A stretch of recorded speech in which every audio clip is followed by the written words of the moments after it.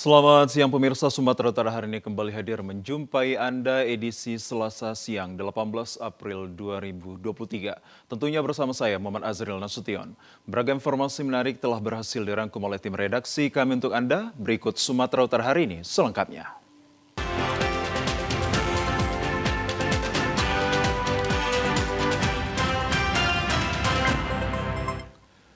Pemirsa, di informasi yang pertama, Pangdam 1 Bukit Barisan Maijen TNI Ahmad Daniel Chardin memberikan apresiasi kepada para personil TNI kontingen Garuda Konga 39D yang sukses menuntaskan misi perdamaian PBB di Republik Demokratik Kongo Afrika bagian tengah tanpa melakukan pelanggaran.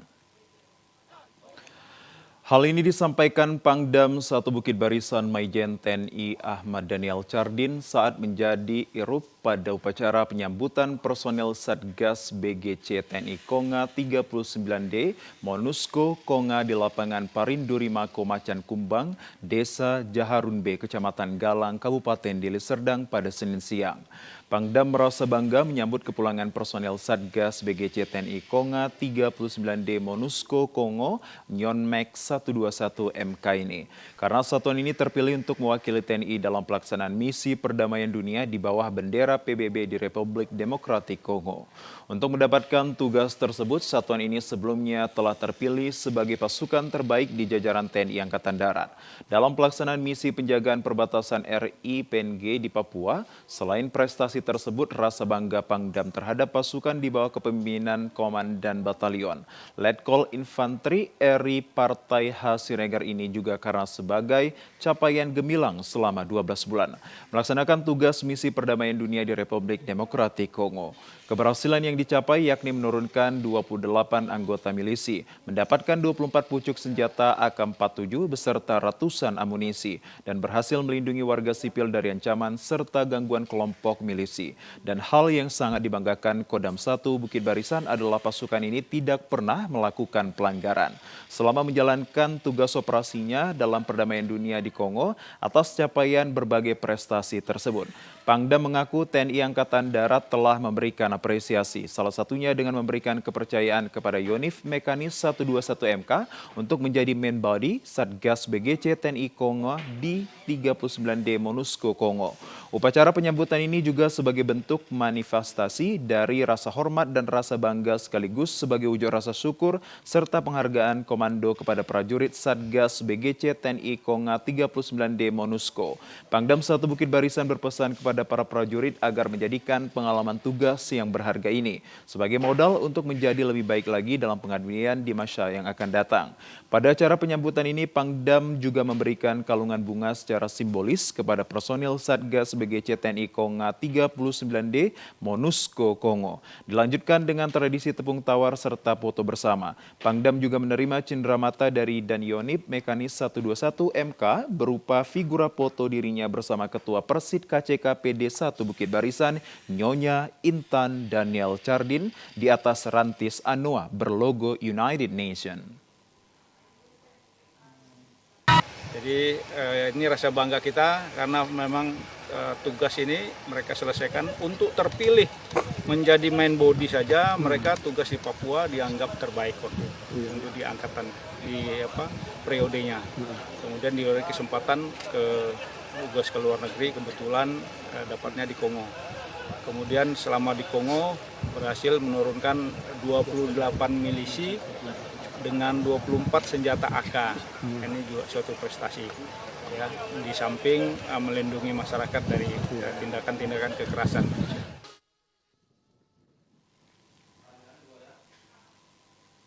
Pemirsa, di informasi lainnya, Kejaksaan Negeri Karo menetapkan mantan Ketua dan Bendahara Bawaslu Kabupaten Karo sebagai tersangka kasus dugaan korupsi pada pelaksanaan belanja hibah penyelenggaraan Pilkada Karo tahun 2019 yang mengakibatkan kerugian mencapai 1,6 miliar rupiah. Tim penyidik pidana khusus Kejaksaan Negeri Karo menetapkan mantan Ketua Badan Pengawas Pemilu Kabupaten Karo (EJP) sebagai tersangka kasus korupsi pada pelaksanaan belanja hibah penyelenggaraan Pilkada Karo yang bersumber dari dana PAPBD Kabupaten Karo tahun 2019. Kejaksaan Negeri Karo juga menetapkan satu orang tersangka lainnya yakni DIR, bendahara pengeluaran di Bawaslu Karo. Kepala Seksi Intelijen Kejaksaan Negeri Karo IL Nardo Sitepu menjelaskan bahwa penetapan kedua tersangka setelah dilakukan penyelidikan dan pemeriksaan beberapa saksi terhadap kasus belanja hibah tersebut. Selain itu juga ditemukan kerugian negara mencapai 1,6 miliar berdasarkan hasil perhitungan kerugian negara dari Badan Pemeriksaan Keuangan Republik Indonesia. Kejari Karo masih melakukan pengembangan terhadap kasus ini dan tidak tertutup kemungkinan akan adanya tersangka lain. Tim penyidik pada Kejaksaan Negeri Karo telah menetapkan 2 orang tersangka terkait dengan dugaan tindak pidana korupsi pelaksanaan belanja hibah penyelenggaraan Pilkada yang bersumber dari APBD Kabupaten Karo tahun anggaran 2019 pada Badan Pengawas Pemilihan Umum Kabupaten Karo, yaitu satu saudari EJP selaku Ketua Badan Pengawas Pemilihan Umum Bawaslu Kabupaten Karo periode tahun 2018 sampai dengan 2023. Yang kedua adalah saudari DIYR selaku bendahara pengeluaran pada Badan Pengawas Pemilihan Umum Kabupaten Karo. Setelah dilakukan pemeriksaan terhadap kedua tersangka, selanjutnya keduanya langsung digiring oleh petugas untuk ditahan di rutan kelas 2B Kabanjahe untuk kepentingan pemeriksaan lebih lanjut.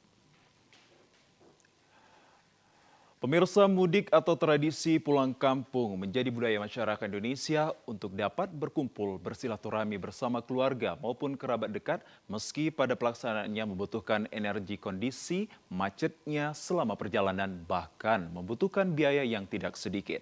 Untuk mengetahui kenapa masyarakat Indonesia antusias untuk melakukan mudik menjadi tradisi budaya Indonesia, kini telah bergabung bersama kami by Zoom meeting seorang akademisi yang juga rektor Universitas Dharma Agung, Dr. Iren Silviani, dan manajer Humas PT KAI Sumut, Anwar Solihin, serta anggota DPRD Kota Medan, Rajudin Sagala.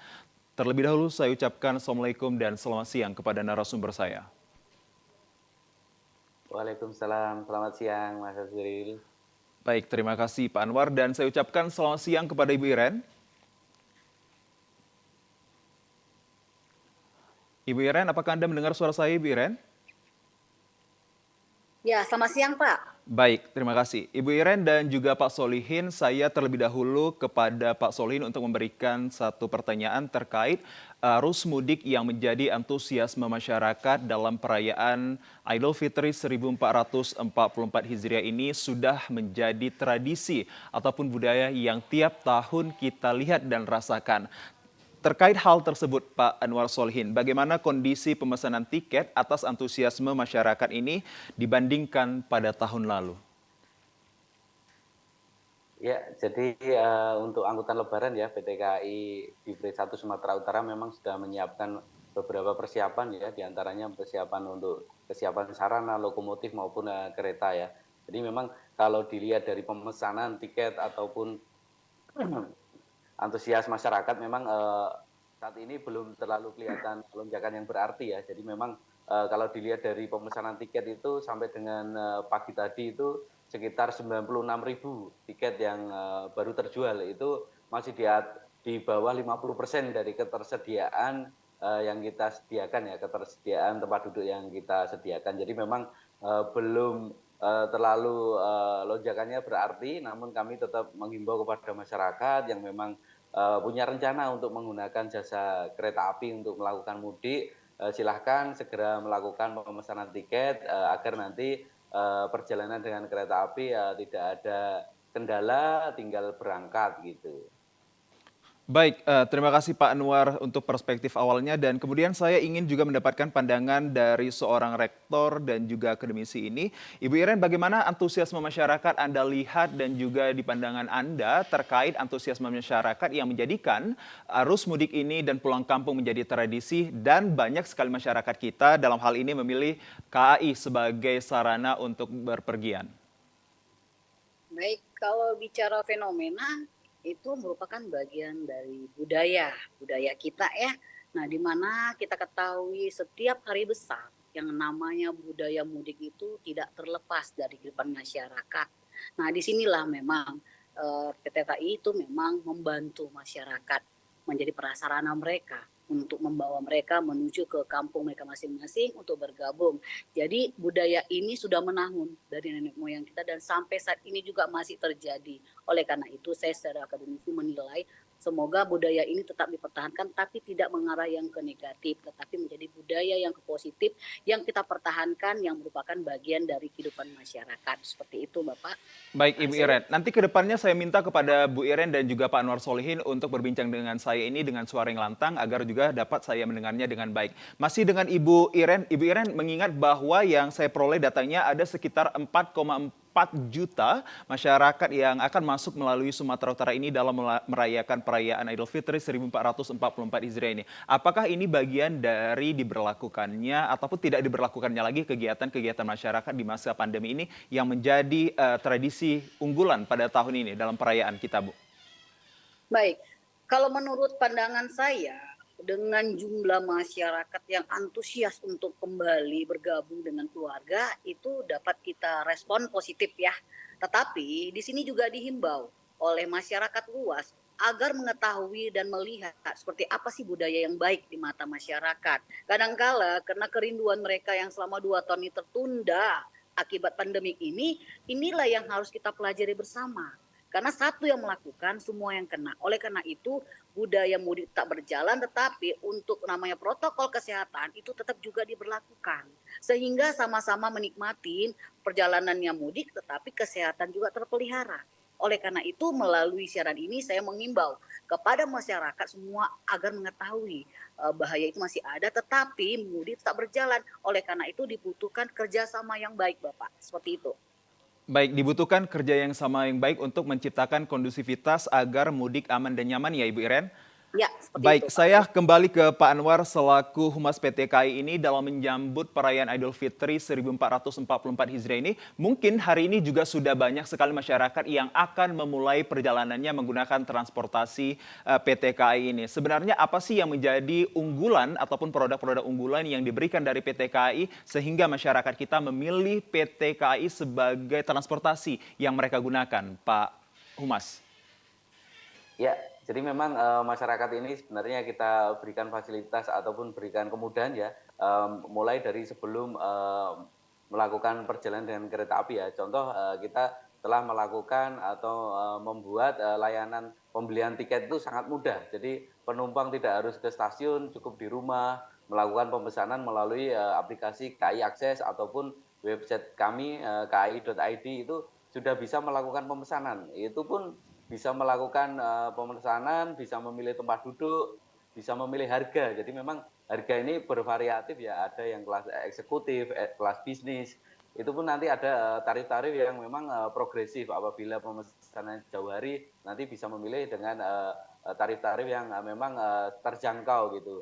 Selain dari pemesanan tiket yang sangat mudah, kita juga di stasiun sudah menyiapkan beberapa fasilitas untuk mendukung layanan penumpang ini berjalan dengan baik. Jadi kita ruang tunggu sudah kita siapkan sedemikian Baik. rupa maupun di atas kereta. Jadi di atas kereta pun kami melakukan persiapan yang cukup matang.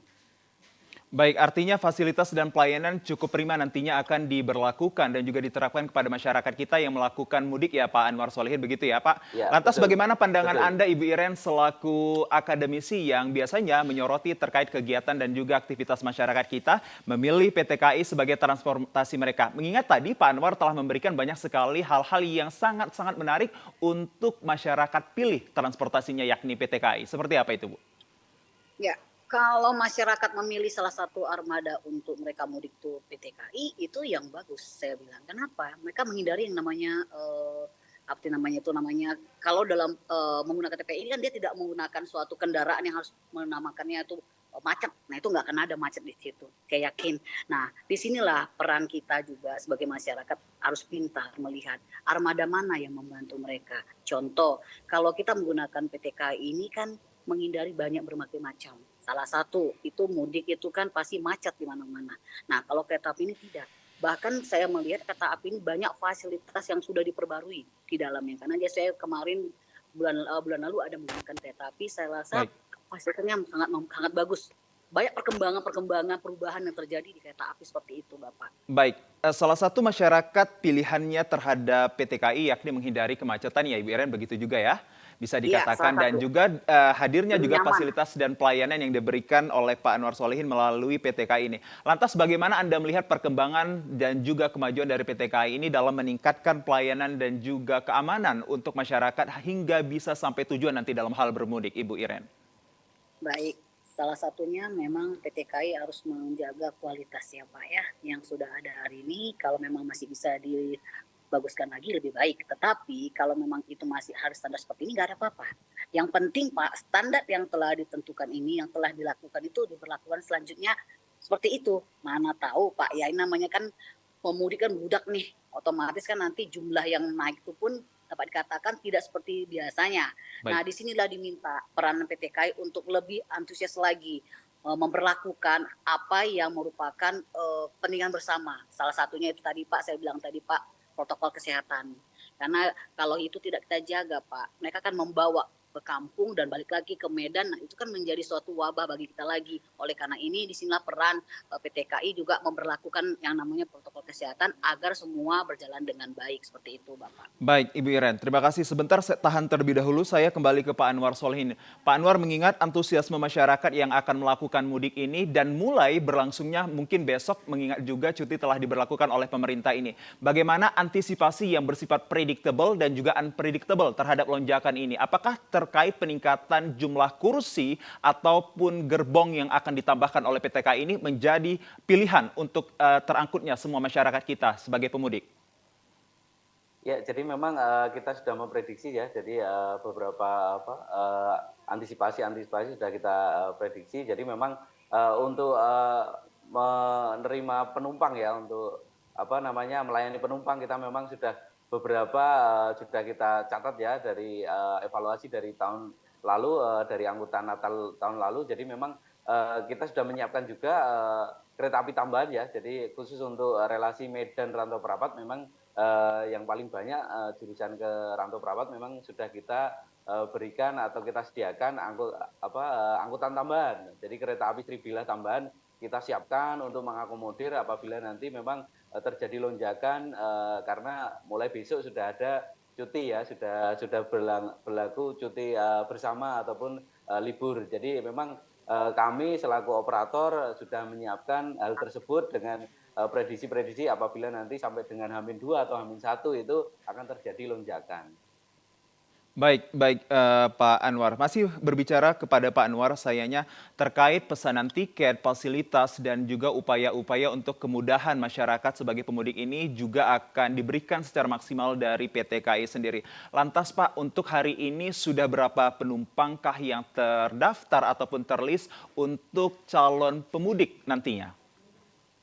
Ya, jadi tadi ya dari data yang kami peroleh ya, per pagi tadi, memang secara keseluruhan itu baru 96.000 penumpang yang sudah melakukan pemesanan tiket kereta api untuk mudik Lebaran ini.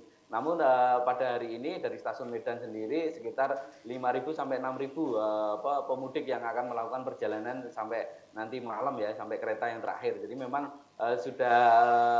sudah mulai naik, namun belum terlalu signifikan. Jadi memang mungkin karena ini belum masuk libur ya, jadi mungkin ini hari kerja terakhir, mungkin masyarakat masih persiapan ataupun masih melakukan aktivitas. Jadi memang hari ini baru sekitar 5.000 sampai 6.000 khusus untuk di stasiun keberangkatan stasiun Medan. Hingga akhir malam nanti terprediksi akan terjadi 5.000 sampai 6.000 penumpang ya Pak, begitu ya Pak Anwar? Betul. Baik, saya kembali ke Ibu Iren. Ibu Iren mengingat 5.000 sampai 6.000 dalam per hari ini, apakah ini sudah menjadi akumulasi yang besar seperti daya tarik dan antusiasme masyarakat? Seperti apa pandangan Anda Ibu Iren?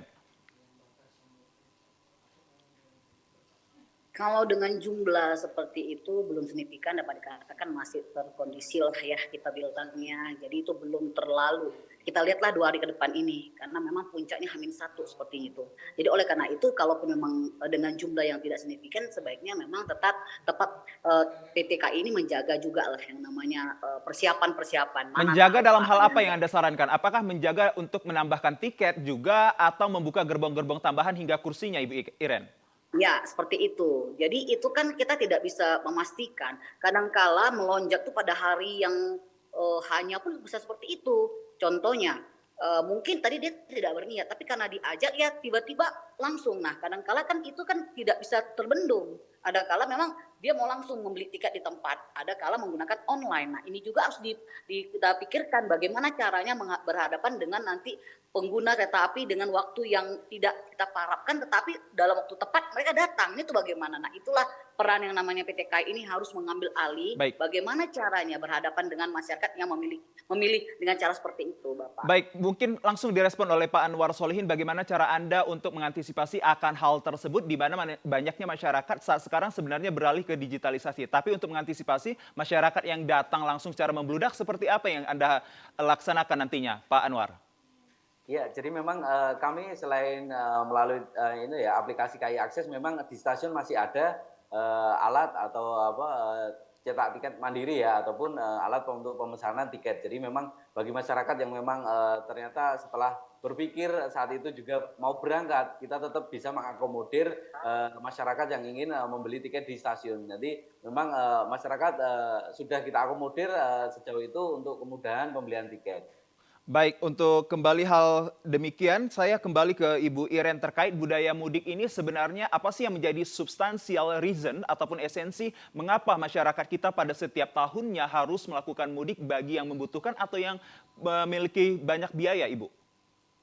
Baik, kalau bicara mudik kita kan bicara budaya yang udah menahun, yang dilakukan oleh masyarakat di hari H, di hari besar setiap agama. Nah, jadi kalau dibilang itu merupakan suatu hal tradisi, ya benar. Tradisi yang memang dipertahankan oleh masyarakat kita.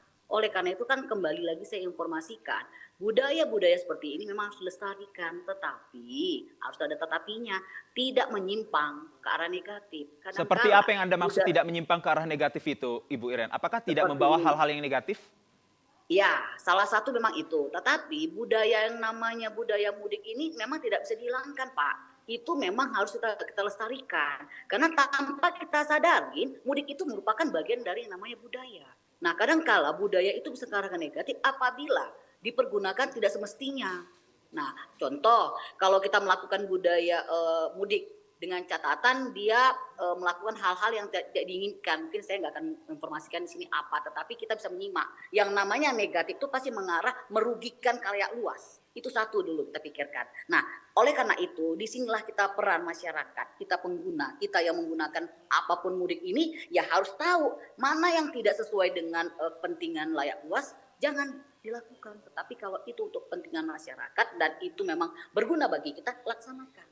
Baik. Budaya ini banyak arahnya, Pak, tetapi yang namanya mudik ini saya pastikan ini adalah merupakan bagian dari budaya kehidupan masyarakat Indonesia. Baik, lantas bagaimana sebenarnya kita sebagai masyarakat yang nantinya sebagai pendatang untuk mempertahankan budaya secara originalitas meski dalam 1 minggu tidak membawa pengaruh-pengaruh yang buruk terhadap warga yang ada di kampung kita, Ibu Iren? Ya, kalau bicara budaya itu kan, Pak, tidak bicara instan ya.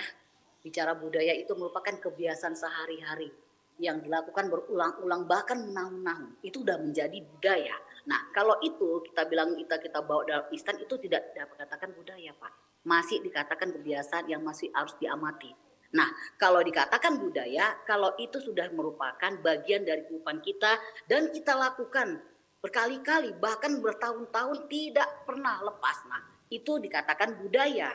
Nah, tadi kalau pertanyaan Bapak itu apakah itu merupakan bagian budaya, saya katakan bisa jadi tidak.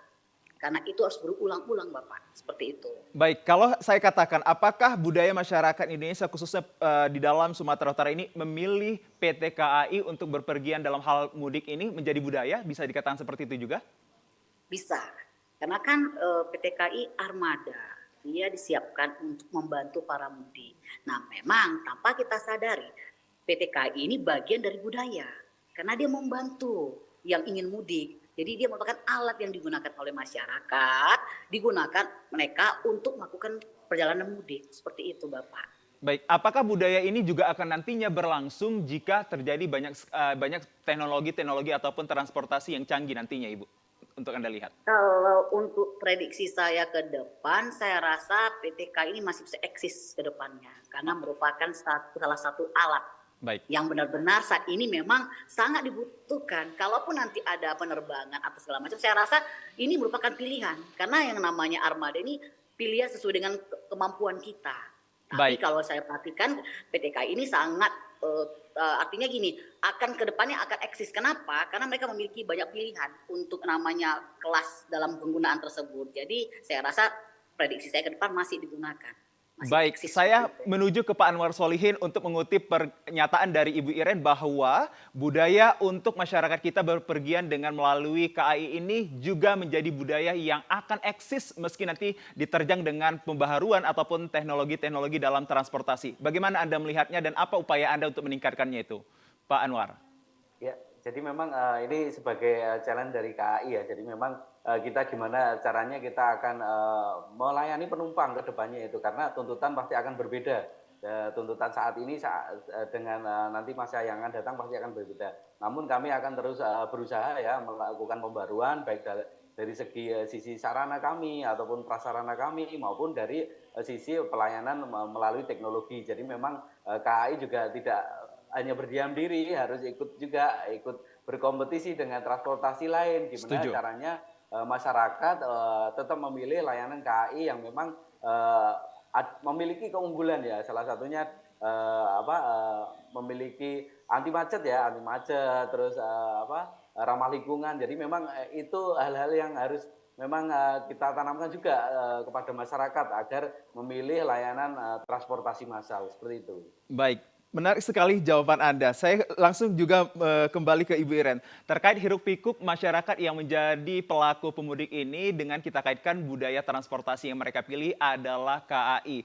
Dan langsung dari pandangan Ibu, bagaimana nanti ke depannya untuk membentuk pola masyarakat yang bijak dalam memilih transportasi dalam hal ini PT KAI. Bagaimana tanggapan Anda dan pandangan Anda, Ibu? Ya, kalau saya menyarankan kepada masyarakat paling penting itu cari kenyamanan. Cari kenyamanan yang Nyaman pastinya. dulu. Nyaman dulu. Nah, PTKI itu kita nggak bisa pungkirin Pak, PTKI itu nyaman. Jujur saya bilang, mereka teratur. Bahkan kenyamanan itu tergantung dengan kocek kita. Kalau memang kita memiliki dana lebih ya, dia memiliki kenyamanan itu salah satunya AC dingin, udah gitu pun memiliki kamar mandi yang bersih dan barang-barang kita pun ada tempat yang memang khusus untuk itu. Nah itu kan udah bagian dari kenyamanan kita. Baik. Jadi itu saja sudah modal bagi PT KAI untuk menawarkan pada khalayak luas bahwa yang namanya armada PT KAI itu membantu masyarakat dengan memberikan kenyamanan, keselamatan sudah pasti terjamin karena itu tidak akan terbentur dengan waktu tertentu kan seperti itu. Satu lagi dia tidak macet, masih bisa bercanda di dalam kereta api, ngobrol-ngobrol. Nah artinya itu sudah nilai jual oleh PT KAI. Oleh karena itu saya bilang tadi Baik. PT KAI merupakan salah satu tawaran pada masyarakat untuk melakukan mudik ke kampung seperti itu, Bapak. Baik, saya ke Pak Anwar. Bagaimana cara Anda untuk menjaga kepercayaan ataupun trustworthy dari masyarakat yang dialamatkan kepada Ibu Iren hari ini? Ya, mungkin saya tambahkan satu lagi Bu. Jadi Boleh, silakan Pak Anwar. Selain kenyamanan juga kami menjamin keselamatan. Jadi memang PT KAI ini concern sekali terhadap keselamatan dan kenyamanan. Jadi memang para penumpang itu kita manjakan dengan kenyamanan maupun keselamatan. Jadi memang kita mulai dari stasiun di atas kereta maupun di stasiun tujuan itu semua kita berikan kepada penumpang. Jadi memang dua hal itu yang kita berikan kepada penumpang ya. Jadi melalui layanan kereta api. Baik, sebelum kita menutup perbincangan, kita mulai Zoom meeting yang sangat menarik sekali ini terkait mudik ini. Apa yang menjadi himbauan Anda, Ibu Iren Silviani selaku akademisi, agar masyarakat menjaga tetap budayanya dan juga menjaga hal-hal yang baik untuk bisa diambil setelah nanti pulang mudik, dan bagaimana untuk menjaga keamanan dan keselamatan dalam melakukan mudik dengan kereta api ini? Seperti apa? Baik, himbauan saya sebagai akademisi bagi pengguna PT KAI itu adalah merupakan pilihan paling tepat. Tetapi yang harus kita pahami harus ada kerjasama kadangkala yang namanya perlakuan itu kan berbeda-beda ya di dalamnya. Oleh karena itu dimintalah kerjasama mereka dengan PT KAI agar kenyamanan dan keselamatan itu terjalin dan benar-benar dapat dilakukan di dalam perjalanan untuk pulang ke mudik dan kembali ke Medan kalau memang mereka dari luar kota. Seperti itu Bapak. Untuk Pak Anwar Solihin, singkat dan padat terhadap closing statement Anda terkait himbauan kepada masyarakat. Ya, jadi kami dari PT KAI menghimbau kepada masyarakat ya yang sudah memiliki tiket ataupun yang akan melakukan perjalanan dengan kereta api, mohon dapat memperhitungkan waktu ya, jadi waktu keberangkatan dari rumah. Karena saat ini tidak dipungkiri ya, setiap jalan memang sudah mulai terjadi peningkatan. Jadi karena kereta api ini keberangkatannya sangat tepat ya, jadi sesuai jadwal. Jadi mohon sekali diperhatikan untuk keberangkatan atau estimasi waktu untuk sampai stasiun. Jadi mungkin itu yang dapat kami sampaikan himbauan dari PT KAI. Baik, terima kasih saya ucapkan kepada Pak Anwar Solihin selaku Humas, maksud kami manajer Humas PT KAI Sumut, dan ada Ibu Dr. Iren Silviani selaku Rektor. Terima kasih Ibu atas informasinya, selamat siang dan salam sehat Ibu. Sehat. Pemirsa, sebanyak 427 personil diterjunkan untuk pengamanan pada apel gelar pasukan akan kami hadirkan sesaat lagi setelah informasi arus mudik ini.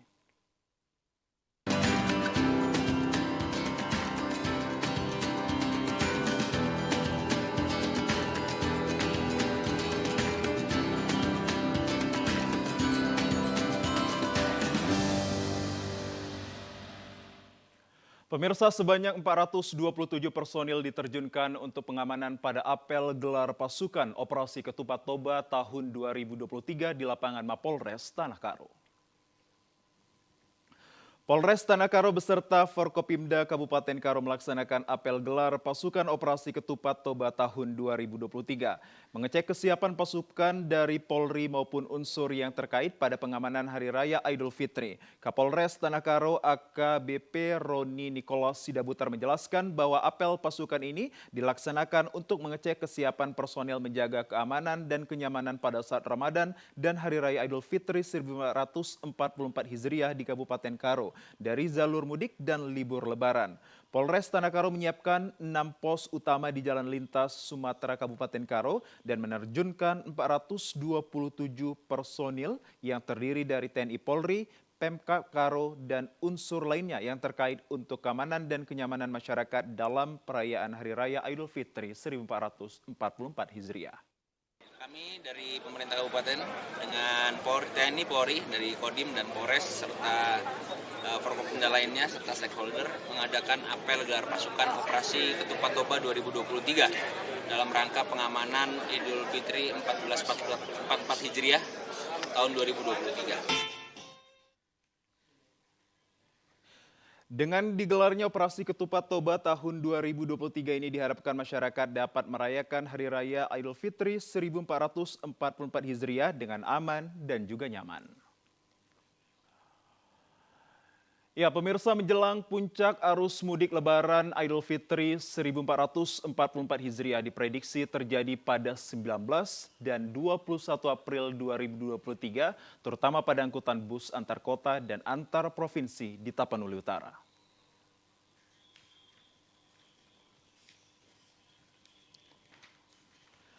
Menghadapi arus mudik 2023, syarat menggunakan transportasi menjadi salah satu hal yang penting terkait administrasi ataupun dokumen darat Kemenhub selain melakukan manajemen dan rekayasa lalu lintas. Kementerian Perhubungan menerapkan sejumlah ketentuan bagi bus yang menjadi angkutan mudik diperiksa oleh petugas di terminal seperti pemeriksaan kondisi rem yang berfungsi dengan baik, seat belt pengemudi, serta kondisi ban depan yang tidak dibolehkan memakai ban yang dipulkanisir ulang. Persatpel Terminal Madia Tarutung Ermenius Gulto mengatakan ram cek tersebut dilakukan sebagai upaya memberikan rasa aman dan nyaman bagi para pemudik khususnya yang akan mengawali pemberangkatan dari Terminal Madia Tarutung seperti pada siang tadi. Selain itu di sejumlah titik pembatasan antar kabupaten di Taput, Kementerian Perhubungan Darat mendirikan posko pengawasan terpadu di 4 titik lokasi perbatasan dalam rangka monitoring penyelenggaraan transformasi dan juga transportasi darat pada masa angkutan Lebaran tahun 2023. Kabupaten Tapanuli Utara bahwa sampai saat ini masih biasa-biasa saja. Namun kita sudah siap untuk tetap mengadakan ramcek kepada angkutan yang melaksanakan pengangkutan mudik di wilayah Kabupaten Tapanuli Utara. Saat ini kita standby di terminal Madya Tarutung untuk pelaksanaan ketepatan pada hari ini gelar pasukan daripada Pemkab Tapanuli Utara di terminal ini untuk pelaksanaan mulai besok tanggal 18 April pelaksanaan posko di lapangan. Pemirsa, kami akan segera kembali dengan sejumlah informasi menarik lainnya. Tetaplah di Sumatera Utara hari ini.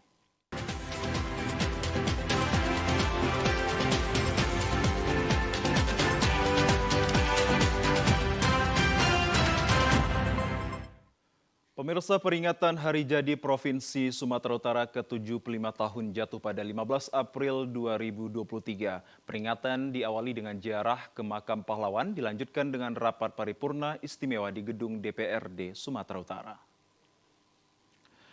Rombongan ziarah dipimpin Gubernur Edi Rahmayadi bersama Wakil Gubernur Musa Rajeksa, diikuti Forum Pimpinan Daerah Sumatera Utara, OPD, serta para konsul negara sahabat, mahasiswa dan pelajar. Selesai ziarah dilanjutkan dengan rapat paripurna istimewa di gedung DPRD Sumatera Utara.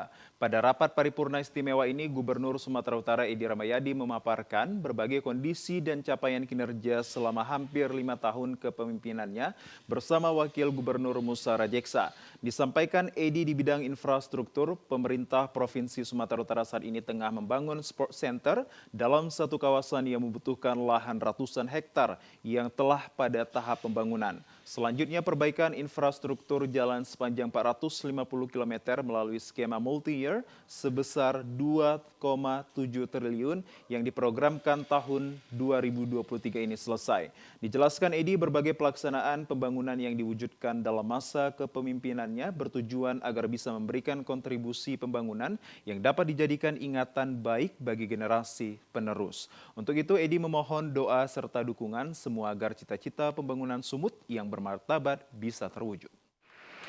Demikian halnya dengan sikap dan perilaku saya secara pribadi. Jika ada selama ini yang menyalahi dan menyinggung perasaan, melalui kesempatan ini bersama Wakil Gubernur Sumatera Utara, kami mohon maaf yang sebesar-besarnya. Karena momen ini merupakan pertanggungjawaban saya, baik kepada DPRD maupun kepada masyarakat Sumatera Utara selama kami memimpin pemerintahan di Sumatera Utara. Sementara itu, mantan Gubernur Sumatera Utara ke-17 Tengku Eri Nuradi menyampaikan ucapan selamat dan berharap Provinsi Sumut terus tumbuh dan berkembang hari demi hari, khususnya lebih baik dari sebelumnya. Dikembangkan sehingga apa yang menjadi harapan masyarakat Sumatera Utara, bahwa infrastruktur kita bisa lebih baik, kesejahteraan masyarakatnya bisa lebih baik, itu bisa terwujud. Jadi kami hanya bisa mendoakan sebagai mantan pejabat di sini, tentunya dengan kekompakan kita semuanya, karena pembangunan tanpa adanya kekompakan juga akan sulit nanti. Kita berharap kita bisa terkompak bersama-sama membangun Sumatera Utara yang kita cintai, yang kita banggakan. Pada kesempatan ini, pemerintah Provinsi Sumatera Utara memberikan cenderamata kepada para mantan gubernur, wakil gubernur Sumatera Utara, serta para mantan sekretaris daerah. Keinformasi lainnya, pemirsa, Wali Kota Medan Bobi Afif Nasution melarang para aparatur sipil negara Pemko Medan untuk menggunakan mobil dinas saat mudik Lebaran. Jika terbukti menggunakan mobil dinas, akan diberikan sanksi tegas. Pernyataan tersebut disampaikan Wali Kota Medan Bobi Afif Nasution saat usai melakukan kegiatan berbelanja baju Lebaran bersama ratusan anak yatim piatu dan duafa. Dalam hal ini, pemerintah Kota Medan akan menerbitkan surat edaran terkait kebijakan pelarangan penggunaan mobil dinas untuk kegiatan mudik Lebaran. Penggunaan mobil dinas hanya untuk urusan dinas, bukan untuk kegiatan di luar dinas. Mobil dinas difungsikan untuk dinas atau bekerja yang telah diatur dalam Peraturan Pemerintah Nomor 94 Tahun 2021 terkait disiplin pegawai negeri sipil. Pegawai negeri sipil yang menyalahgunakan kendaraan dinas bisa terkena sanksi disiplin. Dan jika dilanggar, konsekuensinya adalah hukuman disiplin. Wali Kota Medan Bobi Afif Nasution mengatakan bagi aparatur sipil negara yang mendapatkan fasilitas negara berupa mobil dinas digunakan sesuai dengan diperuntukkan. Ia meminta jika masyarakat menemukan mobil dinas yang digunakan untuk mudik bisa melaporkan ke pemerintah Kota Medan. Nanti pastinya secara internal akan saya sampaikan kepada seluruh ASN yang ada di Kota Medan untuk tidak menggunakan kendaraan dinas pada saat untuk fungsi untuk mudik lebaran.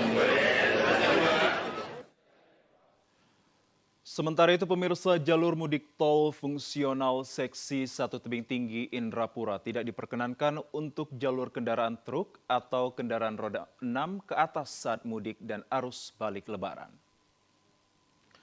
Meski telah dilakukan himbauan dan larangan untuk kendaraan roda 6 ke atas atau sejenis truk tidak boleh melintas di tol fungsional seksi 1, namun dari pantauan di lapangan masih saja ada kendaraan yang mencoba menerobos jalur tersebut.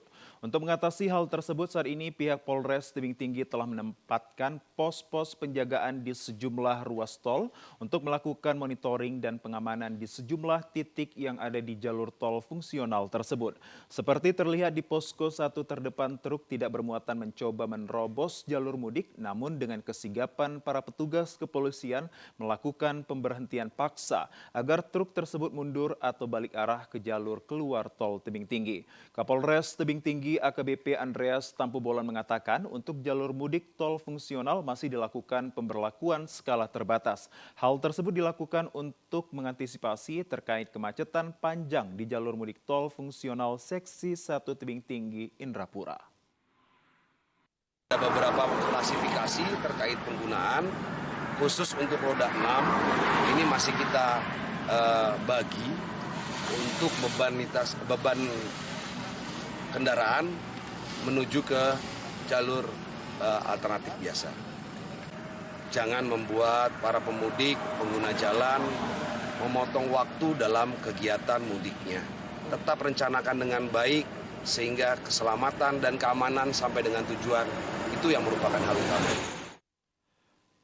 Pemirsa, tol fungsional seksi Tebing Tinggi Indrapura telah dibuka mulai tanggal 15 April hingga 2 Mei 2023 secara gratis untuk para pemudik yang akan melintas pada jalur tersebut. Kesiapan pihak pengembang jalur tol Tebing Tinggi Indrapura telah siap melakukan pembukaan jalur tol seksi 1 untuk jalur mudik tahun ini. Berdasarkan koordinasi melibatkan pihak aparat kepolisian Polda Sumatera Utara dan instansi terkait menetapkan pada tanggal 15 April hingga dengan 2 Mei 2023 pemberlakuan pembukaan tol fungsional tersebut akan beroperasi bagi para pengendara yang melintas.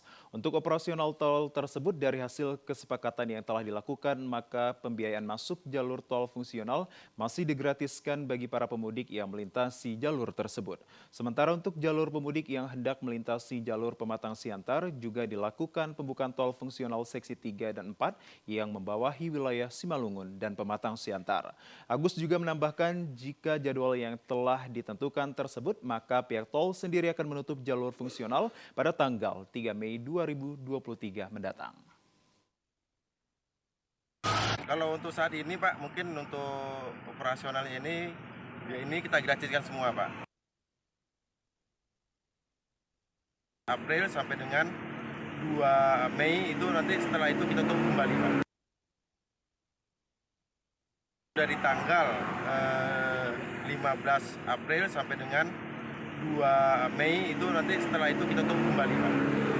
Kalau untuk jalur ke Pematang Siantar sendiri, ada nggak jalur fungsional dilakukan? Kalau ke Pematang Siantar itu sudah ada Pak, fungsional itu dari Dolok Merawan sampai ke pintu keluarnya di Senasa Pak, itu seksi 3 sama seksi 4 Pak.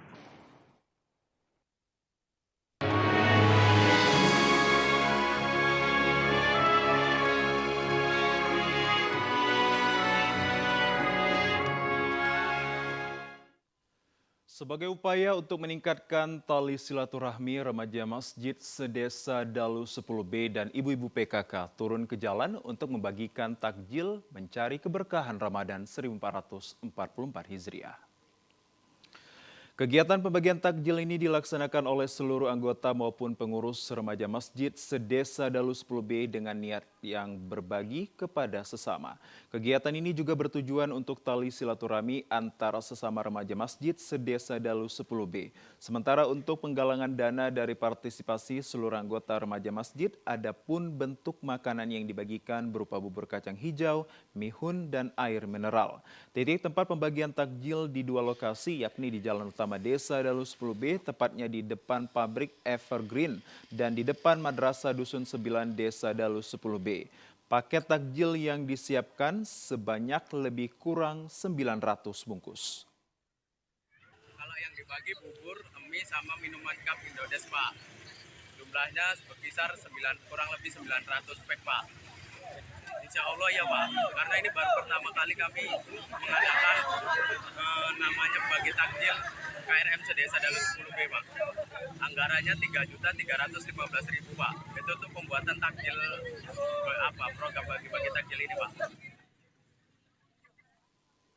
Sementara itu, Ketua PKK Desa Dalu 10B Sri Wahyuni mengatakan pengurus PKK Desa hanya mendukung kegiatan para remaja masjid dengan membantu memasak makanan yang akan dibagikan. Adapun kegiatan para remaja masjid yang sifatnya positif, pengurus PKK Desa akan tetap mendukungnya.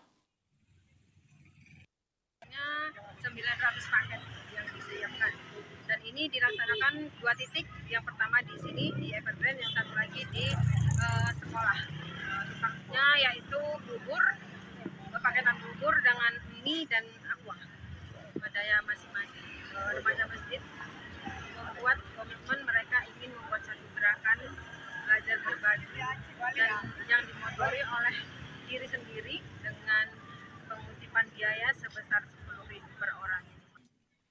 Kegiatan pembagian takjil seperti ini akan dilakukan secara berkesinambungan dan anggarannya dikumpulkan dari para anggota remaja masjid dan dibantu donatur. Pemirsa, menjelang Hari Raya Idul Fitri 1444 Hijriah, umumnya terjadi kenaikan sejumlah harga kebutuhan pokok. Para pedagang cenderung menaikkan harga komoditi karena meningkatnya permintaan konsumen. Menghadapi hal ini, pemerintah berupaya menstabilkan harga bahan pokok.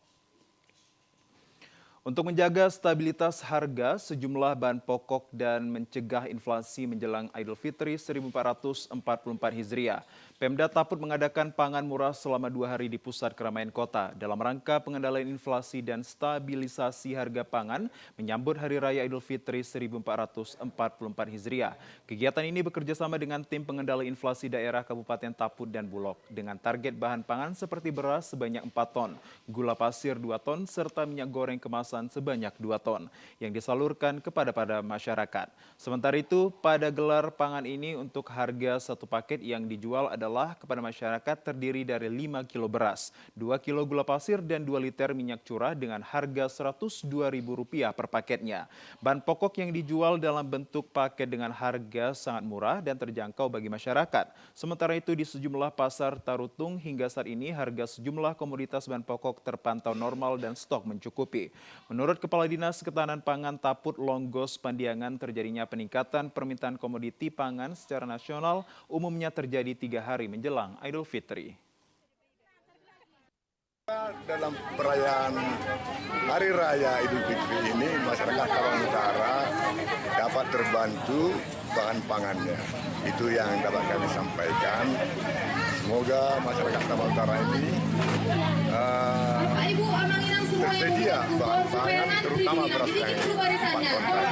Memang dari jumlah itu tidak seberapa, tapi sudah dapat meringankan beban masyarakat. Pemirsa, kita ke informasi lainnya. Kodim 0205 Tanah Karo mengamankan 4 orang pelaku tindak pidana narkoba jenis sabu-sabu di Kecamatan Mardinding. Dari para pelaku turut diamankan sabu-sabu sebanyak 16 paket siap edar. 4 orang terduga pelaku pengedar narkoba sabu-sabu diamankan Intel Kodim 0205 Tanah Karo di Desa Kuta Pengki, Kecamatan Mardinding, Kabupaten Karo. Penangkapan awal di perladangan dan mengamankan 3 orang pelaku yakni PS, AD, dan R. Petugas melakukan penggeledahan dan mengamankan barang bukti narkoba jenis sabu-sabu sebanyak 16 paket siap edar dan 1 senjata tajam jenis parang. Setelah dilakukan pengembangan, petugas kembali mengamankan seorang lainnya yakni GPS yang diamankan di rumahnya.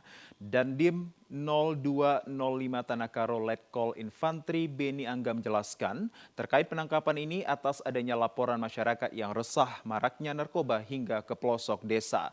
Setelah dilakukan pemeriksaan diketahui pelaku GPS merupakan bandar sabu-sabu. 2 kurirnya yakni PS dan AD, sementara pelaku R merupakan pemakai. Dari hasil pemeriksaan terhadap GPS, ia telah melakukan bisnis haram ini selama 3 bulan dengan rata-rata perharinya menjual sebanyak 20 paket.